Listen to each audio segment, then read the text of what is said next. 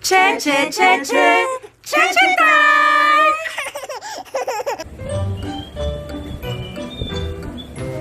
Oh!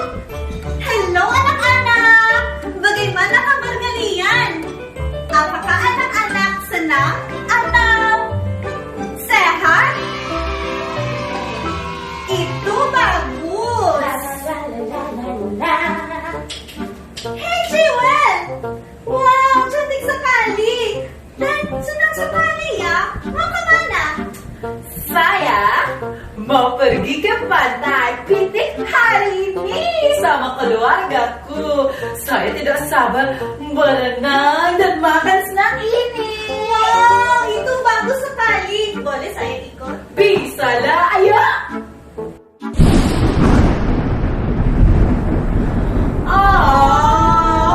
Hujan.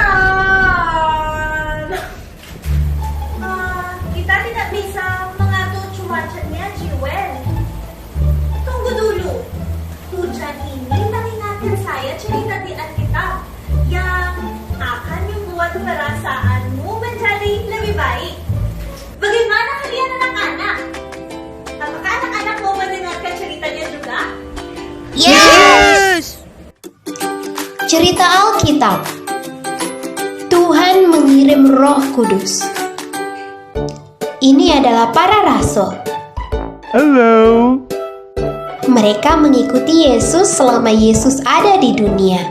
Sebelum Yesus terangkat ke surga, Dia menyuruh mereka untuk tinggal di Yerusalem sampai Tuhan mengirim penolong yang Dia janjikan.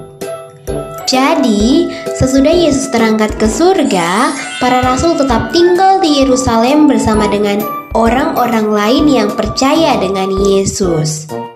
Suatu hari, waktu mereka sedang berkumpul bersama, terdengar suara dari langit seperti tiupan angin yang keras. Wow! Dan tampaklah lidah-lidah seperti nyala api yang hinggap pada mereka masing-masing. Dan mereka dipenuhi oleh Roh Kudus. Roh Kudus memberi mereka kemampuan untuk berbicara dengan bahasa lain. Dan mereka mulai berbicara dengan bahasa-bahasa itu. Pada waktu itu, di situ ada orang-orang Yahudi yang saleh dari segala bangsa yang tinggal di Yerusalem. Ketika mereka mendengar suara yang keras itu, mereka datang berlarian untuk melihat apa itu. Apa yang terjadi? Ketika mereka melihat para rasul itu berbicara dengan bahasa mereka, mereka terkejut dan heran. Hei, apakah kamu mendengar ini? Bagaimana mungkin ini bisa terjadi? Mereka adalah orang-orang Galilea, dan kita belum pernah mendengar mereka berbicara dalam bahasa asli kita. Dan mereka berbicara tentang perbuatan-perbuatan luar biasa yang sudah dilakukan Tuhan. Bagaimana mungkin ini bisa terjadi? Terserahlah. Tetapi banyak orang dari kerumunan itu tidak percaya bahwa semua itu benar-benar sebuah mukjizat dan berpikir bahwa mereka hanya bertingkah aneh saja. Kemudian Petrus maju ke depan dan berteriak pada kerumunan itu. Dengarlah dengan hati-hati, hai kalian semua. Dia mengatakan pada mereka bahwa mereka tidak bertingkah aneh.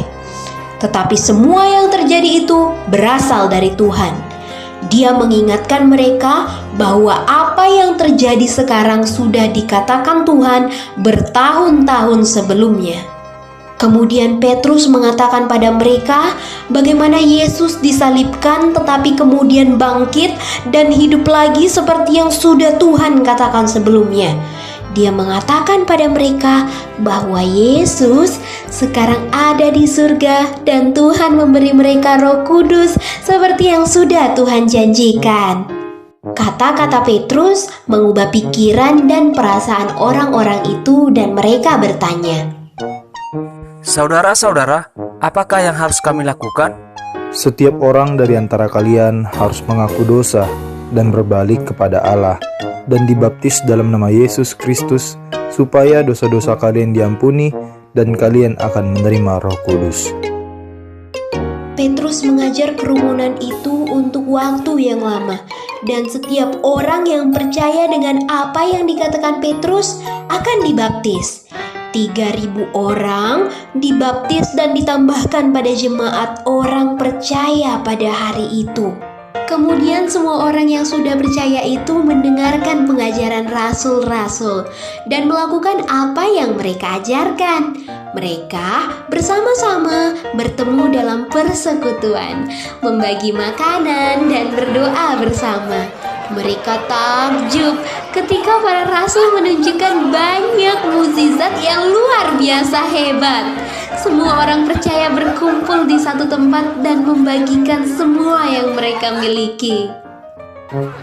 Ambillah ini. Oh, terima kasih. Mereka menolong orang yang membutuhkan.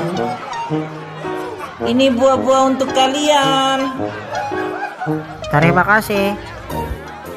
Setiap hari mereka bersama-sama menyembah Allah di bait Allah, bertemu di rumah-rumah untuk melakukan perjamuan kudus dan membagi makanan mereka dengan sukacita sambil memuji Allah dan menyukai satu sama lain. Dan setiap hari Tuhan menambahkan jumlah orang yang diselamatkan. Apakah kalian menyukai ceritanya, anak-anak? Apakah kalian tahu bahwa kalian juga bisa menerima Roh Kudus dan melakukan banyak perbuatan yang ajaib dalam nama Yesus, seperti yang dilakukan para rasul? Mau tahu bagaimana caranya menerima Roh Kudus?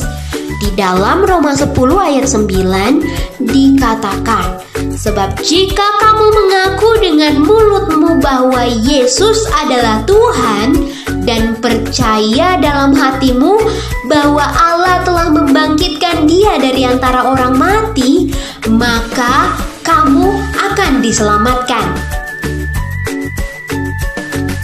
Pada hari kamu percaya di dalam hatimu dan menjadikan Yesus sebagai Tuhan dan Juru Selamatmu, bahwa Dia mati di salib untuk menyelamatkanmu dari dosa-dosamu karena Dia mengasihimu, Roh Kudus akan tinggal dan hidup di dalam dirimu.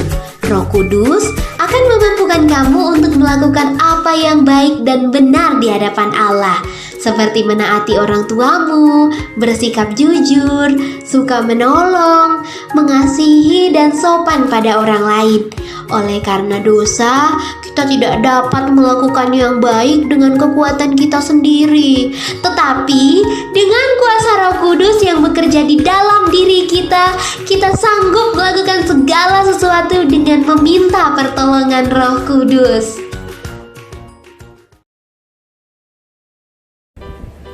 Kamu tahu, Jiwen, ada sesuatu hujan ini dibalikkan tentang Roh Kudus juga. Apa itu? Curahan air hujan ini memberikan kehidupan di bumi dan Roh Kudus memberi